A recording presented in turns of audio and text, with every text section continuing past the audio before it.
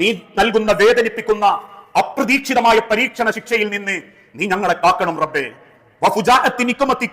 നീ നൽകുന്ന അപ്രതീക്ഷിതമായ ആവർത്തിക്കപ്പെടുന്ന പരീക്ഷണങ്ങൾ, വേദനിപ്പിക്കുന്ന പരീക്ഷണങ്ങൾ, എന്റെ റബ്ബേ, ഇന്ന് വിളിച്ചു പോയേക്കാവുന്ന പരീക്ഷണങ്ങൾ എന്റെ കുടുംബത്തിലും എന്റെ ജീവിതത്തിലും നീ നൽകരുത് റബ്ബേ. അത്ര എളുപ്പത്തിലാ ഓരോ കുടുംബത്തിലും അള്ളാന്റെ പരീക്ഷണങ്ങൾ വന്നുകൊണ്ടിരിക്കുന്നത്. പെരുന്നാളിന്റെ രണ്ടാമത്തെ ദിവസം 2 കൂട്ടുകാരോടൊപ്പം ഊട്ടിയിലേക്ക് യാത്ര ചെയ്യുന്ന സാബിർ എന്ന ചെറുപ്പക്കാരൻ ഗുണ്ടൽപേട്ടിനടുത്ത് അല്ലെങ്കിൽ ഗുഡല്ലൂരിനടുത്ത മലമുകളിലേക്ക് കയറുമ്പോ അള്ളാന്റെ ലോകം വർണ്ണവിസ്മയം കാണാമെന്നേ മോഹിച്ചിട്ടുള്ളൂ. പക്ഷേ അതിന്റെ മൂർധാവിൽ വെച്ച് 2-3 കടന്നലുകൾ വന്ന് കുത്തിയപ്പോ കയ്യിലുള്ള ടവലെടുത്തും ഷർട്ടെടുത്തും ആ കടന്നലുകളെ ഓടിക്കാൻ നോക്കി. പിന്നീട് നിമിഷ നേരം കൊണ്ട് ആയിരക്കണക്കിന് കടന്നലുകൾ ആ ചെറുപ്പക്കാരന്റെ കൺപോളകളിൽ വരെ കുത്തിയിറങ്ങിയപ്പോ കണ്ടു നിൽക്കുന്ന കൂട്ടുകാർക്ക് തിരിച്ചോടുകയല്ലാതെ രക്ഷയില്ലായിരുന്നു. മണിക്കൂറുകളോളം ആ കുത്തേറ്റ് കടന്നവന്റെ ശരീരത്തിലേക്ക് പിന്നീട് മണിക്കൂർ കഴിഞ്ഞ് ഫയർഫോഴ്സ് എത്തുമ്പോഴേക്കും വേദനയുടെ അങ്ങേത്തലയിൽ നിന്ന് ആ ചെറുപ്പക്കാരൻ അള്ളാന്റെ അരികിലേക്ക് മടങ്ങിയിട്ടുണ്ട്. ഏത് സെക്കൻഡും അതിന്റെ എങ്ങനെ ജീവിതത്തിൽ വരും. ഒന്ന് കണ്ണുമാളിയാ വരും, ഒന്ന് കൈ മറച്ചോയാ വരും.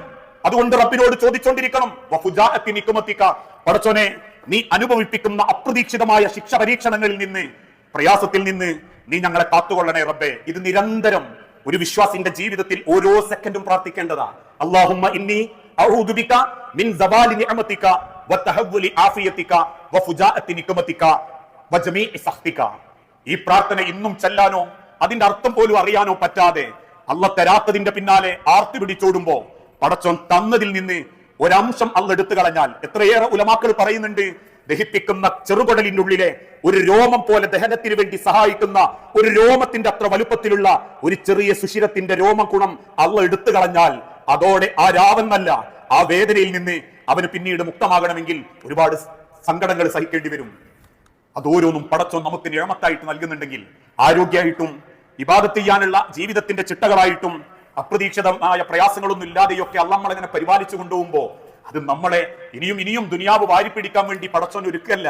കാരണം ദുനിയാവ് നശ്വരമാ, വഞ്ചിക്കപ്പെടുന്ന ലോകമാ.